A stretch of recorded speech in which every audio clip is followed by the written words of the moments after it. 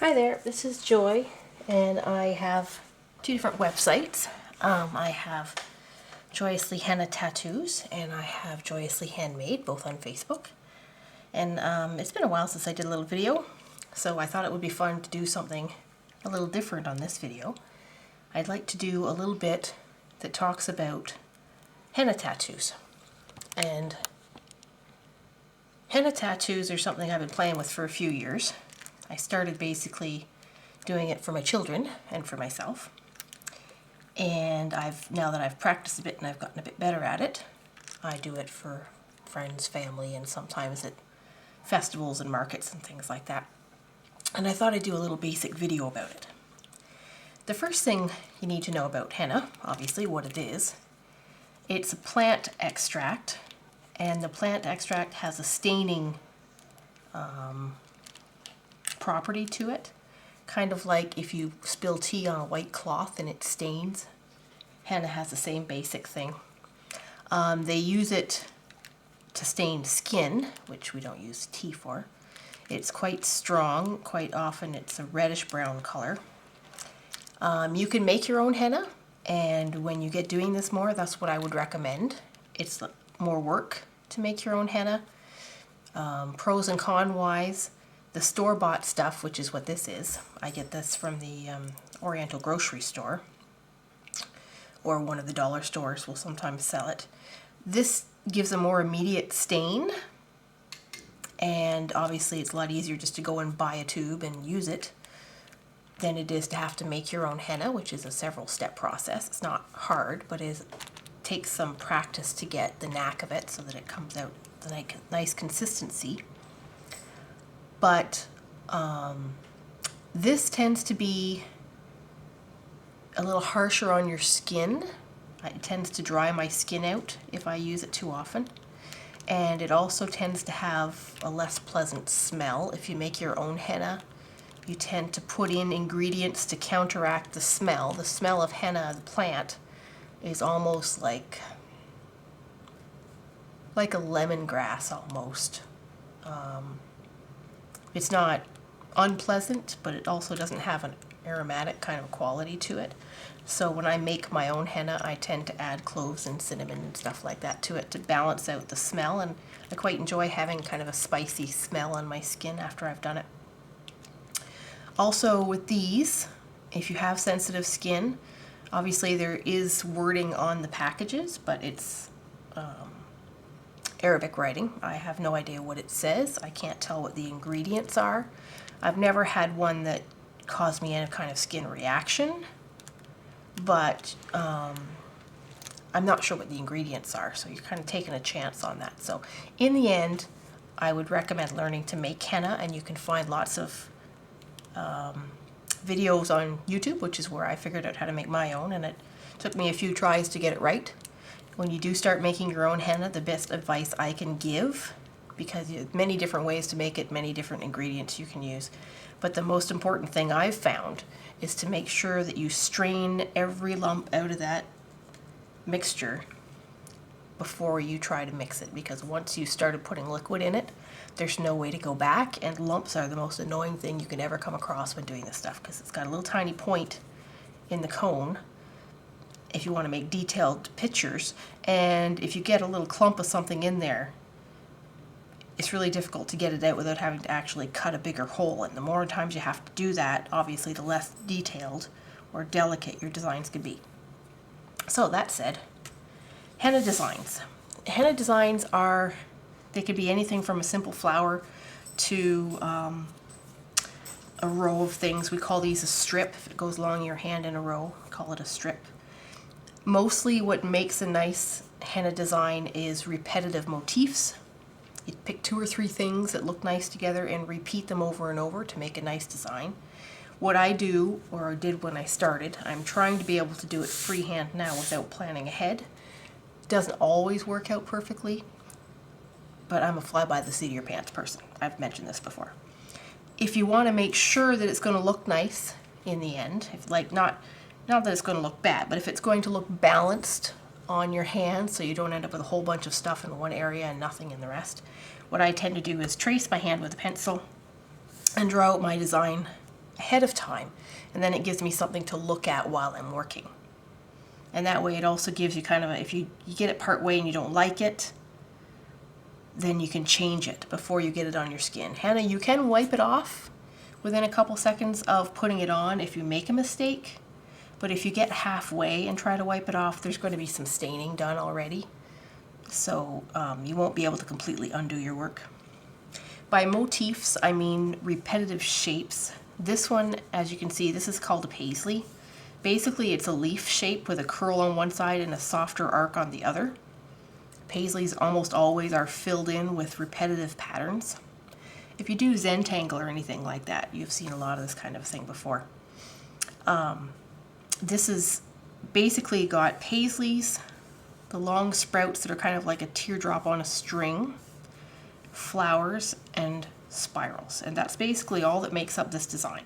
It's a couple little sprouts, but for the most part, it's repetitive paisley, sprouts, spirals, flower in between. And it's very straightforward and simple. It doesn't take that long to do. But with henna, the most important thing is basically the flow. You can have different types of henna. Again, some, if you watch some of the videos online, some of the hennas are made to be really stringy, and some of the artists will actually pull out a string of henna, curl it, and then lay it down on the skin before it's actually... Other people like me, I'm not really practiced enough to be able to just lay out strings that smoothly, so I tend to drag the henna along the hand as I go. A lot of people do this. Some people don't even use the comb. Some people use syringes. Some people use little like plunger tubes that like you can get for icing a cake or icing cookies. Other people actually put the henna in a bowl and use a toothpick and that kind of a thing, and they'll dab it on and brush it one step at a time. Very painstaking, but it has the same basic effect in the end. Doesn't matter how you put it on, as long as it's a way that's comfortable enough for you to be able to control it.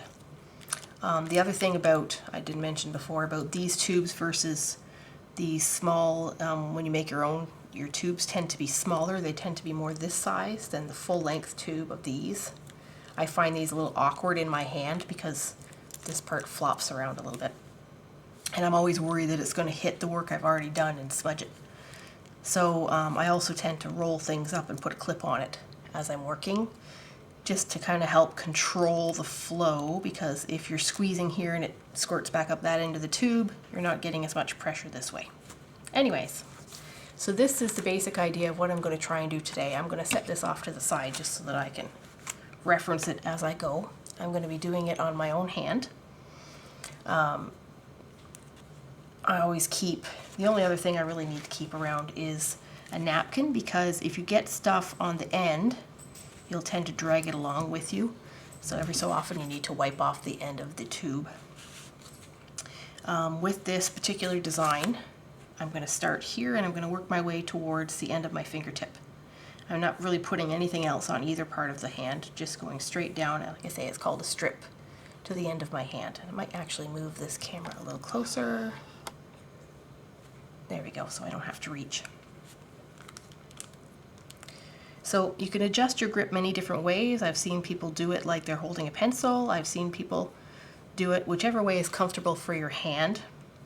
The main thing to ensure is that you're not really using your fingertips to apply the pressure. You're applying the pressure with your thumb, because your thumb has a little more control. Your fingertips you want to use to guide the end like you would if you were drawing with a pencil, and your thumb is where you're going to add the pressure to push out.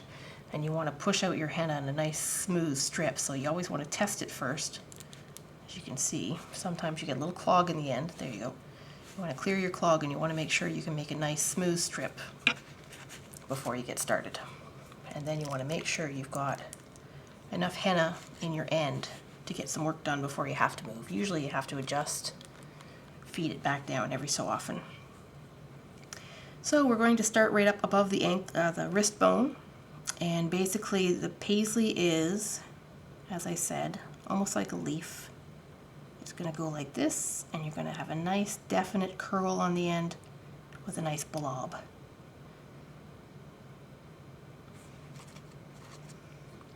On the other side, it's going to start in the same area, and just a nice lazy arc that's going to meet up at the top with the curlicue. That's a paisley.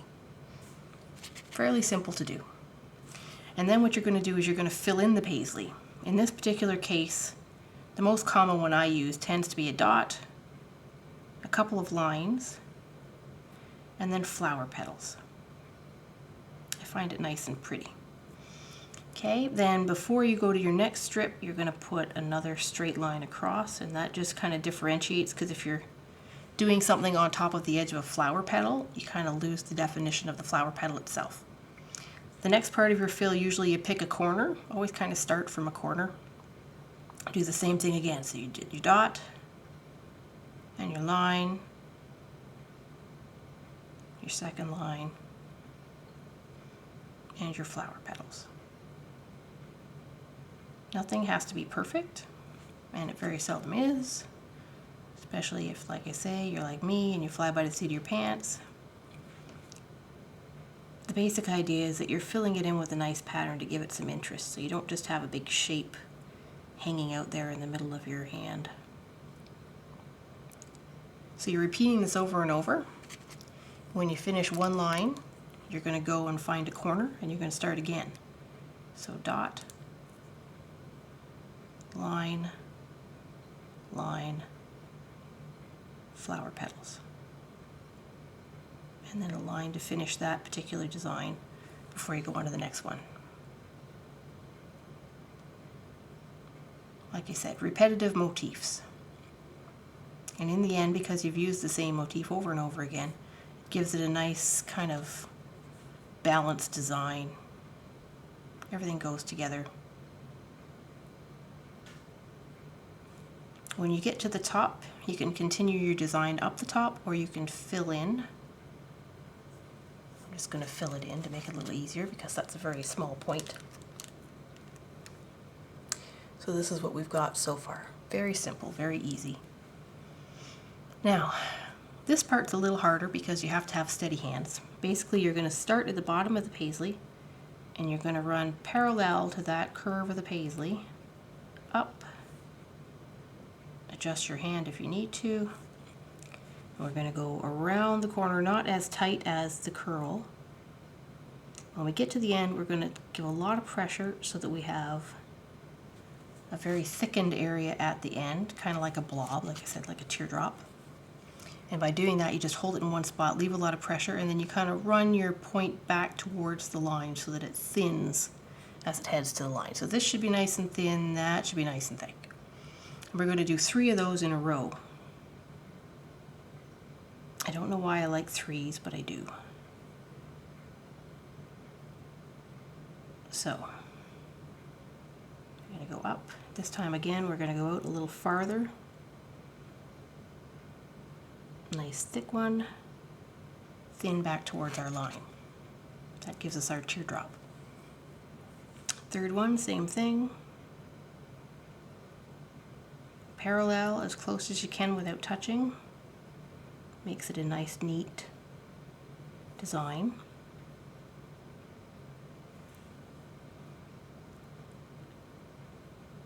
Nice big thick part back towards the edge. All right, so there's our first part of the motif there. Now what we're going to do later on, we'll add curlicues and things that are in the design off to the sides. But for now, we're just going to do our straight run up the middle. And that means that we're going to have our next paisley, and this time it's going to come out of this line here. It's going to be attached to that line. Because this paisley curls on this side, our next paisley is going to curl on this side. So this is what we're going to do. We're going to start about there. And we're going to do our line out. We're going to curl back in and do our nice big dot. On this side, we're going to do our arched line and join up with our curl at the top. All right, so same thing's going to happen in the center. We're going to follow our design that we've done so far and fill it in exactly the same way we did with the first one. This is why I find henna very relaxing. It's kind of like doing, like I mentioned, a Zentangle. It's basically the same idea as a Zentangle, but it's on your skin. anything where you're kind of doing repetitive designs, to me, is very relaxing.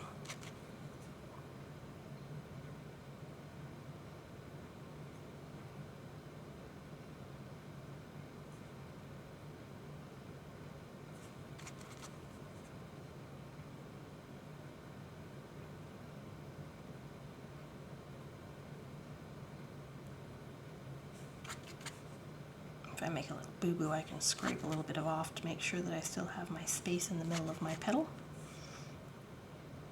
I've got a couple of seconds to play with before it starts to stain, not a lot, but if you get something that's really wrong, you can usually scrape it off before it sets. I have actually done whole designs on my hand and then looked at it later and said, I don't like that, and wiped it all off. And it takes a day or two to come off as opposed to a couple weeks, like if you were going to leave it on for the 8 hours that they suggest, which I never do. I'm not that patient. If I'm 2 or 3 hours with it on my skin, I'm lucky. So mine tend to last more like a week, week and a half. But anyways, in that case, I scraped it all off pretty much right after I put it on, and it lasted me for 3 or 4 days, I guess, before it wore off again. So I didn't have to put up with it for too long. I just got done and I didn't like it. The fun part usually is putting it on anyways. By the time I hit my week and a half, 2 weeks, I want to try something different, so I'm okay that it's coming off. Okay, so we finished our second paisley. We're going to start our next pile of, I call them sprouts. And it's going to go, like I say, not quite as curled as the end, but still on a curved line. Next one, it's not as smooth as I'd like, but my hand is a little bumpy there. So that's my excuse. There we go. Third one.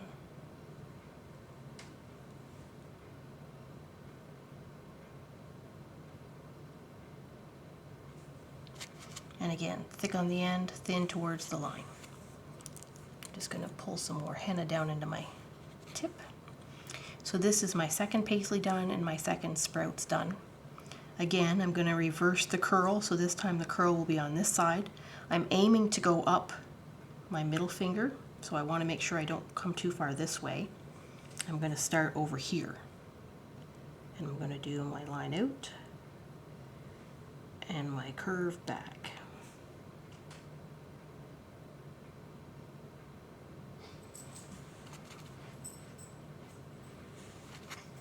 And then again, start the other side of my paisley, join up with my curve. And again, we're going to fill it with our little flowers.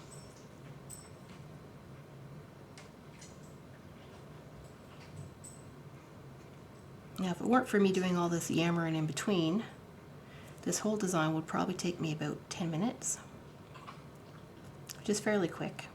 If I'm doing festivals or things where there's large numbers of people, what I tend to do is ahead of time I'll draw a few little things and make a poster so that people have something to choose from, rather than letting them just say what they want, because that takes more time for them to decide usually than it takes to do the piece. And if you're doing something like that, you want to have as much time to get as many people in as possible, so they're not disappointed if you run out of time at the end of the whatever it is, fair or market or whatever. Usually you're on a time frame, so. And that didn't end all that well in this spot because I have a narrow area, so I'm just doing some little lines, fake it till you make it. So there's my third paisley.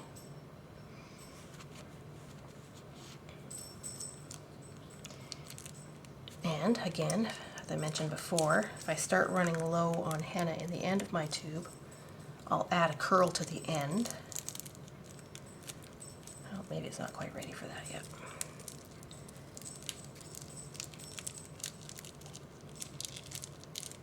There we go.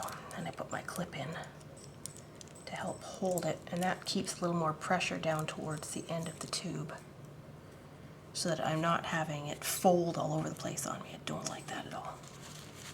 All right. So, in my design here, bring it back over and show you. We're at this paisley. I've got 2 more to go if I follow my design exactly. And again, they're from sprouts, so we're going to sprout up. What's going on there? But we'll get rid of that. We're going to sprout over to here. I don't know if you can see, there's actually some leftover henna on my hand from last week's design.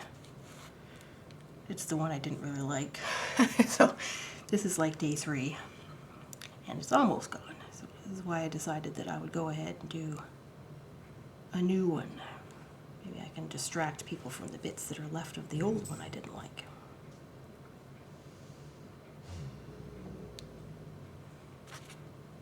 And 3rd sprout.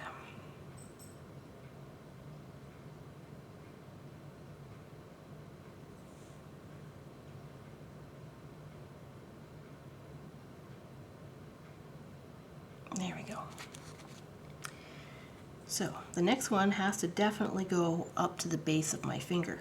I want to make sure I'm heading in the right direction. So I'm going to start here and do a nice curl and end there.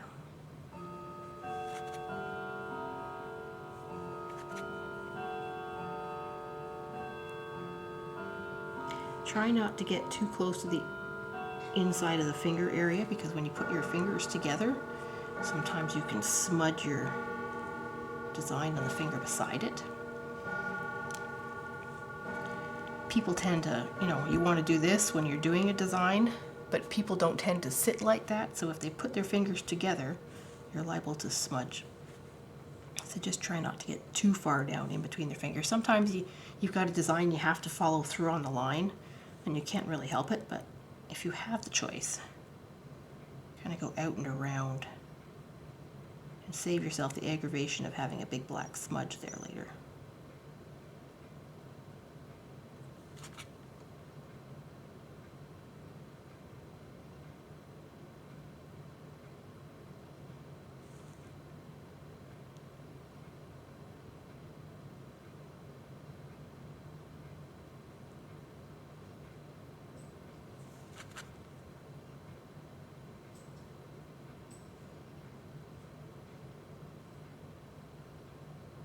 Something else that you need to know about henna, I suppose. Henna originally, from what I understand, not really an expert, but I've done some research.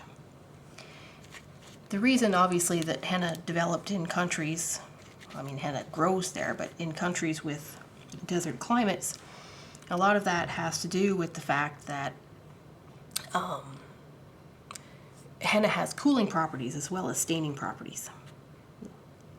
Here I'm going to do exactly what I told you not to do, and I have to go down into that groove to get my sprouts.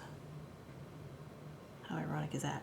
Henna has cooling properties, and by cooling properties I mean that for whatever reason the skin that you put henna on will feel cooler than the rest of your body. So somewhere along the way, I don't know if they were using henna to stain other things first, but between the staining properties and the cooling properties, a lot of ancient cultures that lived in desert areas would put henna on the palms of their hands and the soles of their feet, because these are the parts of their body, I guess, that help cool your body off. It's like your body's thermometer. And so when you put the henna on the palms of your hands and the soles of your feet, it would cool your entire body down and would help them survive in desert climates. And that, of course, would stain their hands and feet red. Somewhere along the line, somebody obviously decided that they didn't want their hands and feet completely red all the time, and they decided to get more artistic with it, and that's where we ended up with these beautiful designs and things that they have today. Today, henna is part of a lot of different cultures, and it's part of a lot of different kinds of celebrations that take place in different cultures. But still, you'll notice the basic reason, and it's very obvious if you put any amount of henna on your body at any time, when you're sitting there letting it set and stain, that part of your body will drop in temperature dramatically. And I guess in our culture, where I am in Canada, it's cold in the wintertime. So doing henna for someone in the wintertime can be rather uncomfortable. they need to know ahead of time that they're going to have an area of their body that's going to feel quite cool. So you can't obviously lay a blanket on top of something that's got wet henna on it, but you can, you know, kind of bundle up the rest of their body to help counteract that. In the summertime, if you're outside at a festival and it's 90 degrees out there and everyone's sweating and complaining, it's quite pleasant. But you do have to kind of think about the fact that it is going to make a difference to how they feel. If you do a very large henna in the middle of someone's back or all down the side of their thigh, they're definitely going to notice a dramatic difference in the temperature of their body. So, and it's fascinating to have that happen and to realize what a difference it might make to someone who was living in a climate that was uncontrollably hot all the time. I can understand how it got to be so popular. Anyways, that was just a sidebar. So we're now at our 1, 2, 3, 4. We've got 5 on here. We're on our 4th. I'm going to do my one last, and then we're going to start adding some decorations to our design. So we're going to do our last curlicue again, opposite direction to the one before it. So the curlicue is on the opposite side.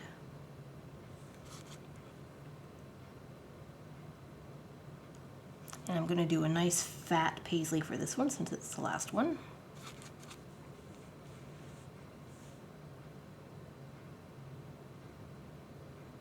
They're getting progressively smaller, you might have noticed, as it goes up the finger, because obviously my finger is much narrower than my hand was. It also just gives kind of a nice symmetry to the design. You'll notice certain parts of the hand will soak up more of the color than others. Knuckles, anything where there's lots of fold in the skin, knuckles and things, will soak up more color than the rest. Also, the palm of your hand will soak up a much darker stain than the back of your hand. It's more, I guess, the skin isn't as thick, maybe is the best way to say it. Outer arms and things like that will always be paler. And even if you're doing, as you are with mine today, a design that is partially on the arm and partially on the hand, you'll see a change in the color when the stain happens, that this section of the hand will be darker than this. It all has to do with how thick the skin is on certain areas. Parts that are obviously out in the sun all the time are thicker than parts that are usually covered. So they don't kind of have a need for protecting itself as much. Things like the back of your knees, I think, actually stain quite well. The top of your knees stain quite well. So if you have a design that runs over that part, you'll notice a definite difference. Another just little sidebar. Okay, so I've got my last little sprouts to do. I'm going to do one little different thing on my sprout this time. Because I'm running out of room, getting narrower, instead of having the sprouts all start at a different spot here, as I did, 1, 2, 3, I'm actually going to pull each sprout out of the same stem, so to speak, because again, I'm running out of space on the width of my finger. Okay, so I've got my 1, 2, 3, and then as kind of a finishing flourish, I'm going to do a 4th. And the 4th is going to come out, curve the opposite way. And then to do a little fancy seed sprout on the end of it, like that. So I've made a big thick part here, and I've kind of stretched it out to a point on that end, and that's a nice little flourish. Now to do our little decorations that we had, we're going to put a little flower in a couple of the corners where the paisleys and the sprouts meet. So there's one there. And yep, I've got a nice big one here according to my design that I've got. I might not turn out exactly like my design.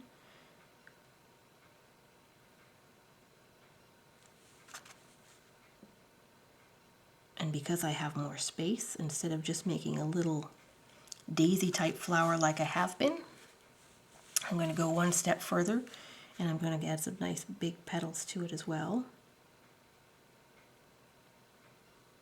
One thing when you're doing flowers on henna tends to be kind of a universal thing, it seems. Part of it I think has to do with the traditional henna methods, but most videos will show the the outside edge of the petals are always a nice dramatic thick line. The inside section near here, not so much. Quite often, if you're watching videos where they're teaching you, they'll tell you to go over this section again afterwards to make a very distinct edge to the flower petals so that the flowers themselves stand out more than the rest of the plant. Now, there are several ways to shade flower petals. Some people will shade from the outside edge in, some people will shade from the inside edge out, and some people will simply add lines. And today I'm just going to add some lines just to make kind of like the creases that you would get in a flower petal. Gives it a little interest so it's not just one big white space again. So that's my first little flower. I'm going to add another bigger one here.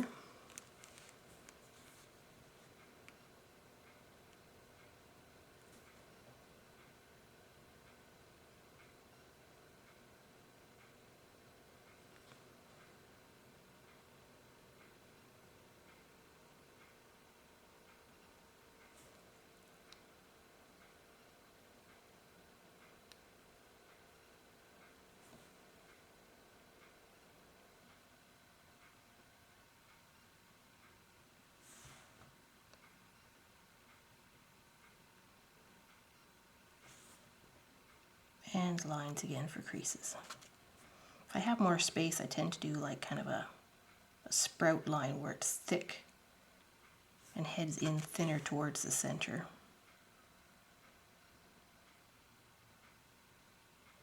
Gives it a nice look. So there's where we're at so far. There are a few more little embellishes to make, and in some cases that's going to be just a case of, well, that's repetitive. In some cases it's going to be simple spirals lumped together in threes. Just gives a nice little kind of a decorative look to the edge. I always tend to put kind of a nice little round blob in the inside of my spiral. So I've got one there. I'm going to put some spirals over here. Just kind of do them in a size that fits in that area. And then over here, I'm going to do a couple sprouts again. And I'm going to do just nice big fat sprouts. Like so. And one that curls the other way.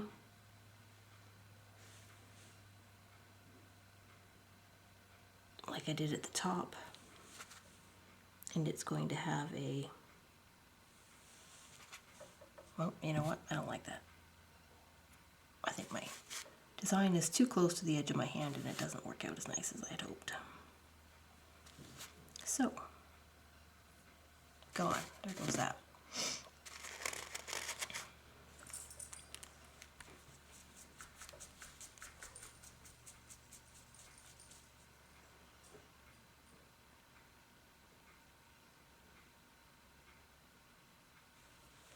There we go. I'll do it that way instead. And my design had originally spirals right here.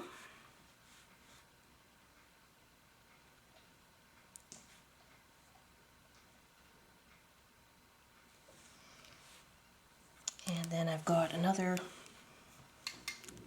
pile of sprouts. I'm just going to see if I can adjust my hand a bit so it's easier angle for me.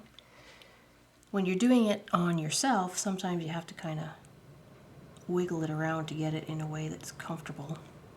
If you're doing it on someone else, it's easier kind of to get them to move their hand or just adjust your body. On yourself, sometimes it's a little harder to do a good angle. And we're going to do another sprout that goes out this way. And I've just got an air bubble, which is a pain. There.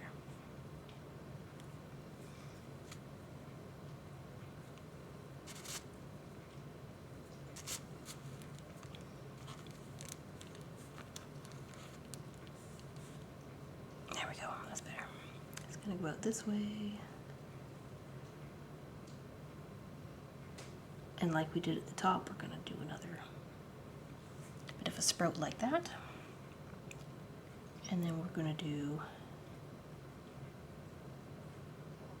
this. And the last one is gonna come to a bit of a point. Now, all that's left to do, according to my original design, I think is, I'm going to do some little sprouts in there. And I've got some curlicues or some spirals.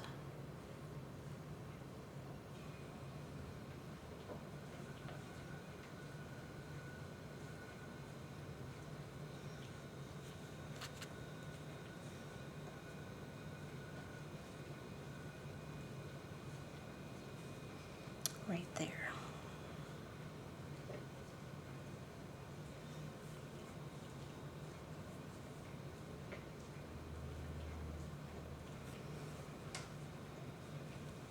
All right, so take a look at it and we'll decide if that's done. Most of the little corners and nooks and crannies have something of interest.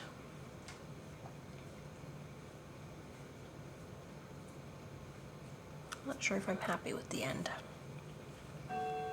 But at the moment I can't really think what I'd like to put there.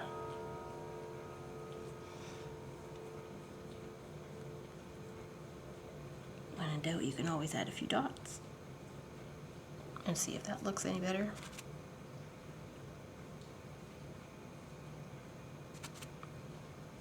Successive lines of dots are quite popular in henna. They tend to get bigger and then smaller as you go.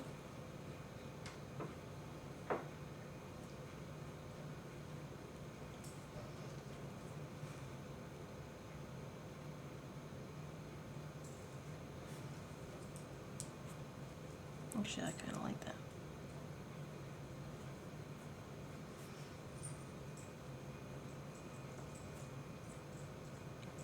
All right, I think we'll call that done. So here we go. This is our finished product that we're calling a paisley strip. My henna tube came with a pin in the end that helps keep the air out. So we'll pop that back in there if we can. And again, I can't really smell this from here, but this isn't really the most pleasant smelling henna. My handmade stuff tends to smell a lot better. But it does tend to stain quickly. So what we'll do now with our henna, traditional method will say at this point you can take a mixture of sugar and lemon juice and you dab it on, and that will help keep the henna from flaking off while it sits on your skin. In many places they will wrap this in like toilet paper or gauze or something and sleep with it overnight, which I can't stand to do because I keep thinking about all the bits and pieces falling off in my bed. I don't use the sugar and lemon myself because quite often when I'm doing it for people, I'm doing it outside at a market, and all I can think of is how many flies a pile of sugar on your skin is going to attract, and it's going to drive them nuts all day. I tend to put a bit of hairspray on it just because it does tend to flake and fall off, and the longer you keep it on your skin, the darker stain you're going to get. The darker stain you get, the longer it lasts.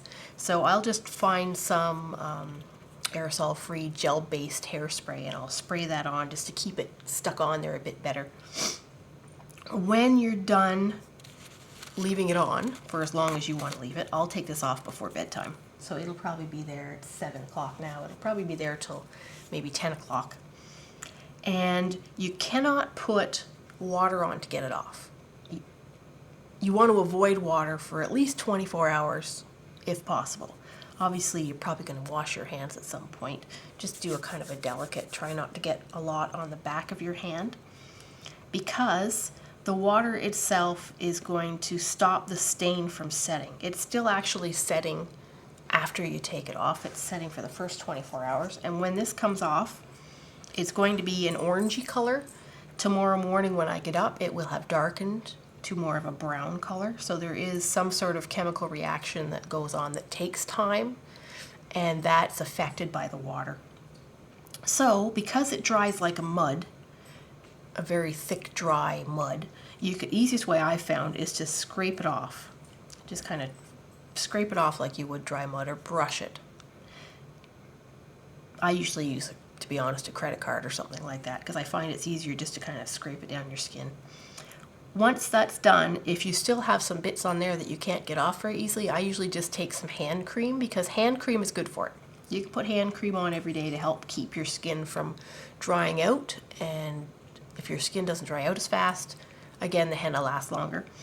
And also the hand cream will kind of loosen up those last little bits and pieces so that you can wipe them off without having the water issue going on. That's about really all I've got to say on the henna for today. I haven't done a henna video before, so we'll see how this goes. I haven't had a chance to set up my craft room to do my polymer clay videos like I were before. Hopefully soon I will get back to that. I might do another henna tutorial later on, some other kind of design. But for now, have a good day. I hope you actually get the time and take a chance and go out and try and do some henna. You can practice making shapes on wax paper and stuff with the henna first if you want to, just to get your basic shapes and things down. If you've ever iced a cake with a tube of icing, it's a lot like that. So if you feel comfortable icing a cake with a tube of icing, you could probably do your own henna.